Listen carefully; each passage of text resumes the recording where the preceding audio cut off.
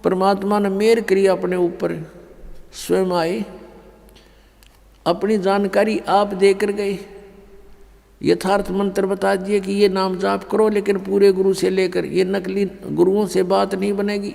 जिस समय परमेश्वर आए थे कलयुग में, कबीर परमेश्वर जी, उस समय उनके 64 लाख शिष्य हो गए थे, 64 लाख।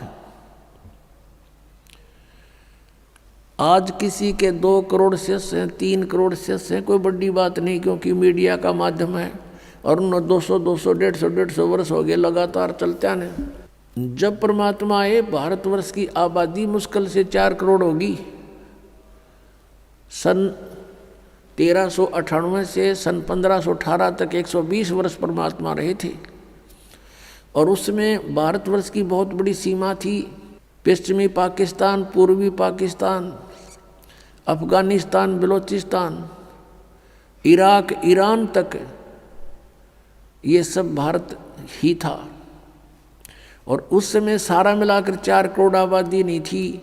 और उसमें से 64 लाख शिष्य बनना, हिंदू और मुसलमान, ये कोई बालकों वाली बात नहीं है, वो समर्थ शक्ति थे। तो हम शिष्य क्यों बने थे? उसमें ज्ञान तो कोई समझे नहीं था। हम शिष्य क्यों बने थे कि परमात्मा ने हमें सुख दिए थे, हमारे ऊपर कैर टूट रहे थे पाप कर्मों के, वो मालिक ने ठीक कर दिए थे कबीर भगवान ने, तो हम उनको गुरु मानने लग गए थे। ये दयालु हैं, इन पे हमारा दुख देखा नहीं जाता, लेकिन हम इतने बुद्धिहीन बना दिए इस काल भगवान ने, हम पहचान नहीं पा रहे अपने दाता ने। और उसको ना पहचान कर हम अभी तक भटक रहे हैं या कष्ट उठा रहे हैं। तो क्या बताते हैं परमात्मा के दुगने तिगने किए चौगने किन्हू मूल गवाही। किसी ने तो इसके दुगने तिगने चौगने बना लिए, किसी ने इसका मूल धन ही नष्ट कर दिया।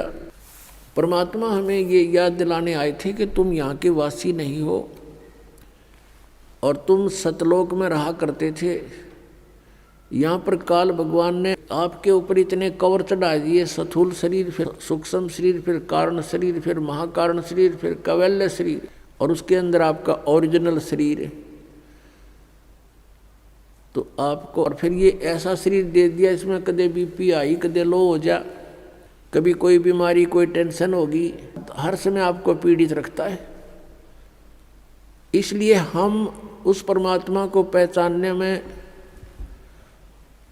सफल नहीं हो पा रहे।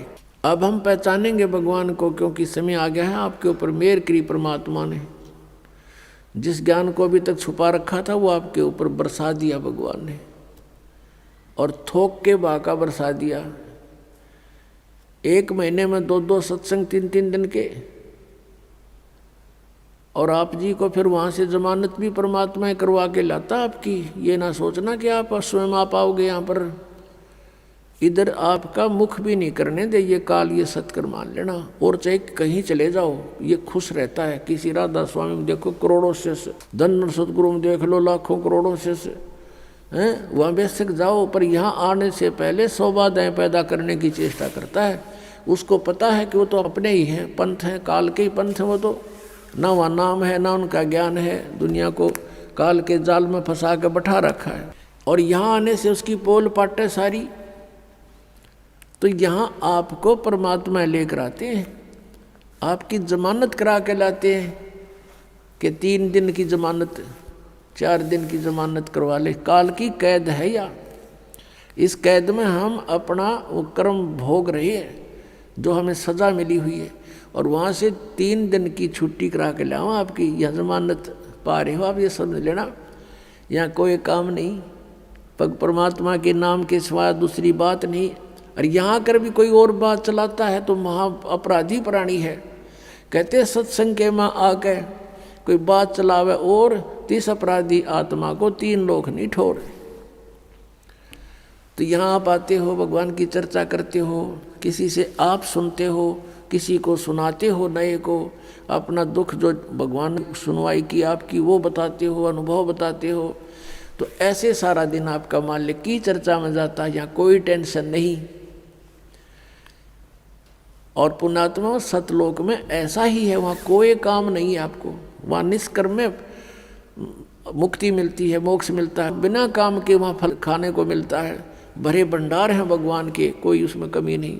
तो यहाँ आप आते हो, आप यहाँ आते हो अपना कुर्ता पजामा लेकर आते हो, बाकी सारी सुविधा परमात्मा ने दासों के माध्यम से आप पुण्यात्माओं के लिए करवा रखी है।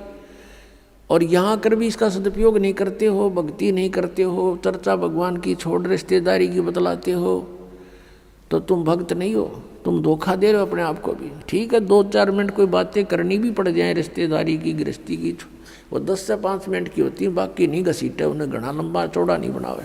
शेष समय में अपना भक्ति करे, नहावे धोवे, प्रसाद पावे, सत्संग सुने, शेष समय में माला ले अपने हाथ में, या पुस्तक पढ़े, परमात्मा का ज्ञान आपको अनमोल खजाना बना के दे रखा पुस्तकों में, उसको बार बार पढ़े, बार बार पढ़े। जितनी बार पढ़ोगे उतना आनंद आएगा और आपके पुण्य बढ़ते हैं, उससे ज्ञान यज्ञ का फल मिलता है। तो यहाँ परमात्मा में याद दिलाते हैं कि ये दम टूटे पिंडा फूटे हो लेखा दरगाह माही, जिसमें आपकी मृत्यु हो जाएगी। आपको पकड़कर यम के दूत जो भक्ति नहीं कर रहे हैं, आप जी को धर्मराज के दरबार में, न्यायाधीश के दरबार में खड़ा कर दिया जाएगा, जो काल का न्यायाधीश है। और वहाँ जाकर के आपसे पूछेंगे कि भाई निकाल क्या लाया गठड़ी में, दिखा तेरा परस, कितनी माया इकट्ठी करके लाया तू। जो पूंजी लेकर गया था मनुष्य के श्वासों की, अब दिखा कितना कमा के लाया। फिर ये नीचे को मुंह कर लेगा ऐसे। पुण्यात्मा, ये जब मनुष्य शरीर छूट जाता है उस समय इस प्राणी के साथ ऐसे बीतती है जैसे स्वप्न में क्या देखते हैं कई बार एक गरीब व्यक्ति, और क्या देखता है कि कार में बैठा जा रहा है। एक बताया था व्यक्ति, कहने लगा मैं आज सपने में ऐसा देखा कि जैसे कार में बैठा हूँ और कार चला रहा हूँ, और ब्रेक लगाया, आगे एकदम कोई ऐसी स्थिति आ गई, ब्रेक लगाया, जोर से पैर मारा और रजाई फटी हुई थी उसकी, उस रजाई में का पैर आर पार हो गया। फिर वह आँख खुल गई, यानी निंद्रा भंग होगी, देखो होता है, वो पैर छोड़ दिया। फिर जब स्वप्न टूटा तो देखा ना कार और कुछ भी नहीं, और वो सपने में देख रहा खूब जोर से, उसका पेटा है ना भर रहा। तो कहते हैं आज जो सुविधाएं आपके पास हैं, और जिस समय ये आपकी शरीर छूट जाएगा उस समय आपका सपना सा टूटेगा, और यम के दूत बाजू पकड़ रहे होंगे, वो पाँव जरा होगा टूटी हुई रजाई में, और कहेंगे चल बच्चा। अब उसका विश्वास सा नहीं बनता कि बेटा था, मेरी बेटी थी, कार थी, कोठी थी, कहाँ थी, चल अब बताएंगे तरीके थी। यहाँ बताते हैं कि ये स्वप्न जब टूट जाता है, जब इसका समझ में आवा है कुछ भी ना था, मैं तो वैसे ही दुखी हो रहा था कार में, कदे ब्रेक लाऊं था, कदे गियर बदलूं था, और था कुछ भी को नहीं। तो ये जो आज आप देख रहे हो, जब सपना टूटेगा, आपका मृत्यु होगी, आपको ऐसा लगेगा अरे के था, कौन सा बेटा, कहाँ बेटी, कहाँ कोठी, कुछ भी नहीं था। अब समझ लेना स्वप्न के बाद आपको क्या प्राप्त होता है, याद रह जाती है वो। तो धर्मराज के दरबार में जा करके इसको खड़ा कर दिया जाता है। फिर वो पूछता भाई निकाल, उसको तो मालूम तो होता है ये सारा। तो फिर वो क्या बहाना मिलाता है, क्योंकि उसको याद आ जाती है कि मैं वायदा करके गया था भगवान से, हे परमात्मा जे ईब के मनुष्य शरीर मुझे मिल जावे तो मैं सदा भगवान याद करूँगा, पेट के लिए थोड़ा बहुत कार्य भी करूँगा, लेकिन ज़्यादा समय मालिक तेरी याद में बिताऊंगा। अब मुझे सब याद आ गया है। उस समय उसको पिछले पुण्यों जन्म जन्मांतरों के सारे दुख याद आ जाते हैं। और जब ये मनुष्य शरीर प्राप्त करके वहाँ से चलता है, इसको बार बार समझाया जाता है कि अब के गलती मत करना। तो ये कहता नहीं जी, पीछे गलती बनी सो बनी, आगे नहीं करूँगा। माँ के गर्भ में भी इसको याद रहता है। माँ के गर्भ से बाहर आते ही इसके ऊपर तीनों गुणों का ऐसा एकदम प्रभाव बन जाता है, ये सब भूल जाता है, अचेत हो जाती है आत्मा। इसको नए सिरे से पढ़ाई कराई जाती है, ये तेरा चाचा, ये तेरी चाची, ये माता, ये पिता, ये बुआ या माँ, ऐसे, और नए सिरे से इसको पढ़ाया जाता है।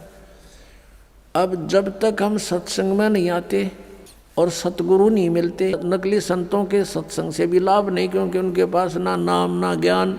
उद्देश्य उनका अवश्य है कि हम सत्संग सुनावा, लेकिन सत्संग है ही नहीं उनके पास।